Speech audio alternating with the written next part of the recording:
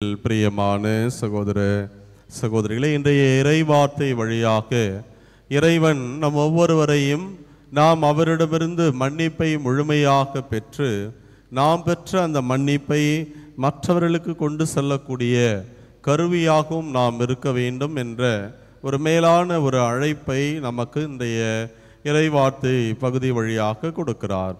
அன்பார்ந்தவர்களே, அந்த பங்கிலே கிறிஸ்டோபர் என்ற அந்த மனிதர் மிக மிக ஈடுபாடு கொண்டவராக இருந்தார். எல்லா காரியங்களையும் பார்த்து பார்த்து செய்யக்கூடிய ஒரு தன்னார்வ தொண்டராக இருந்தார். எனவே அவரை அந்த பங்கு தந்தைக்கு மிக அதிகமாக பிடித்த ஒரு மனிதராக இருந்தார். அவருக்கும் பிடித்து போயிற்று. இப்படி இருக்கக்கூடிய ஒரு சூழ்நிலையிலே ஒரு நாள் அந்த கிறிஸ்டோபர் பங்கு தந்தையை பார்த்து, சாமி, எனக்கு ஒரு சின்ன சந்தேகம், கேட்கலாமா, தப்பாக எடுக்கக்கூடாது என்று சொன்னார். சரிப்பா, கேளு. அவர் கேட்டார். நம்முடைய முதல் மறைசாட்சி என்று பார்க்கிற போது ஸ்தேவான், முடியப்பர். ஆனால் அவர் கடவுள் மீது அவ்வளவு நம்பிக்கை கொண்டிருந்து நற்செய்தி அறிவித்தார். மக்கள் ஆத்திரம் கோபம் கொண்டு கல்லாலேயே எரிந்து அவரை கொலை செய்தார்களே. கடவுளுக்கு அவர் மீது அன்பு இருந்தால் அவருக்கு ஏதாவது செய்திருக்கலாமே. ஆண்டவர் இயேசு அந்த ஸ்தேவானுக்கு என்ன செய்தார் என்ற ஒரு கேள்வியை அந்த கிறிஸ்டோபர் பங்கு தந்தையிடத்தை கேட்டார். பங்கு தந்தையும் சற்று யோசித்து விட்டு, நீங்கள் கேட்பது சரியான ஒரு கேள்விதான், ஆனால் என்ன செய்தார், என்ன பண்ணி கொண்டிருந்தார் என்று கேட்கிறீர்கள். உண்மை. அந்த நேரத்திலே அந்த ஸ்தேவான் முடியப்பருக்கு அவர்களுடைய பாவங்களை மன்னிக்கக்கூடிய ஒரு சக்தியை, ஆற்றலை அவர் கொடுத்தார். அதனால்தான் ஆண்டவர் இயேசுவை போல வேறு யாருமே சொல்லாத அதே வார்த்தைகள், ஆண்டவரே, என்னுடைய ஆவியை உம் கையில் ஒப்படைக்கிறேன், அதுவும் தாண்டி இதோ இவர்கள் செய்வது என்னதென்று அறியாமல் செய்கிறார்கள், இவர்களை மன்னியும் என்று ஆண்டவர் இயேசு அந்த சிலுவையிலே தொங்கிக் கொண்டிருந்த அதே வார்த்தைகளை புனித ஸ்தேவான் சொல்லி தன்னுடைய ஆவியை கையளித்தார் என்று சொன்னால், இதுதான் ஆண்டவர் இயேசு அவருக்கு செய்த மிகப்பெரிய ஒரு காரியம். தனக்கு துரோகம் செய்தவர்களை, தன்னுடைய உயிரை எடுக்கிறவர்களை மன்னிக்கக்கூடிய ஆற்றல், சக்தி, மன வலிமையை ஆண்டவர் அவருக்கு கொடுத்தார் என்று அந்த கிறிஸ்டோபருக்கு அந்த பங்கு தந்தை தெளிவுபடுத்தினார். அன்புக்குரிய சகோதர சகோதரிகளே, இந்த உலகத்தில் இருக்கக்கூடிய நாம் எல்லாருமே கடவுளுடைய அந்த மன்னிப்பை ஒவ்வொரு நொடியும் நாம் அனுபவித்து கொண்டே இருக்கிறோம். நாம் பெற்ற அந்த மன்னிப்பை நாம் நம்மோடு மட்டும் வைத்துக் கொள்ளாமல் மற்றவர்களுக்கும் அதை கொடுக்க வேண்டும் என்பதுதான் இறைவன் நம்மிடம் எதிர்பார்க்கிற ஒரு பெரிய காரியமாக இருக்கிறது. ஏனென்று சொன்னால், நாம் செய்யக்கூடிய எல்லா பாவங்களும் மனிதருக்கு எதிராக அல்ல, அது கடவுளுக்கு எதிராகவே செய்யப்படுகிறது. அதனால்தான் தாவீது மன்னன் சொன்ன வார்த்தைகள் என்ன?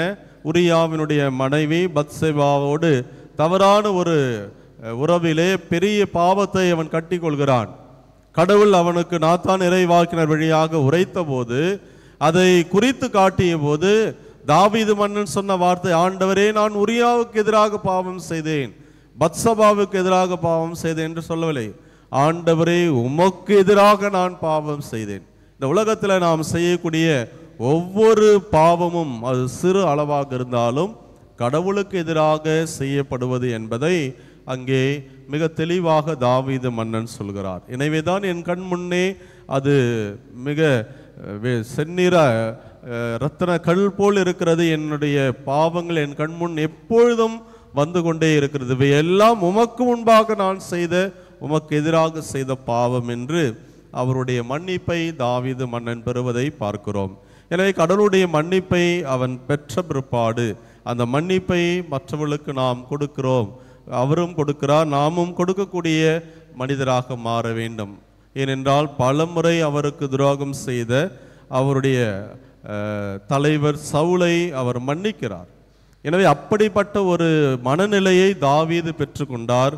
நம்முடைய வாழ்க்கையில் நாமும் அதை முழுமையாக பெற வேண்டும். இன்றைய முதல் வாசகத்திலே கூட பவுலடியார் கடைசி காலம் தப்பி பிறந்த ஒரு குழந்தையாகிய நானும் இதோ இருக்கிறேன், நான் எப்படிப்பட்டவன், இந்த திருச்சபைக்கும் உயிர்த்த ஆண்டவருக்கு எதிராக பெரிய பாவியாக நான் இருந்தேன். ஆனால் இன்றைக்கு அவர் என்னை மன்னித்து ஏற்றுக்கொண்டார். நான் பெற்ற அந்த மன்னிப்பு அளப்பரியது. எனவே அதை நான் எல்லாருக்கும் கொடுத்து கொண்டே இருக்கிறேன் என்று பவுலடியார் கூடிய இன்றைய முதல் வாசகத்தில் தெளிவுபடுத்துவதை நாம் பார்க்கிறோம். எனவே இந்த மன்னிப்பு பெறுவதும் மன்னிப்பு கொடுப்பதும் ஒரு நாணயத்தினுடைய இரண்டு பக்கங்கள் போல, தண்டவாளத்தை போல இரண்டும் சமமாக இருக்க வேண்டும்.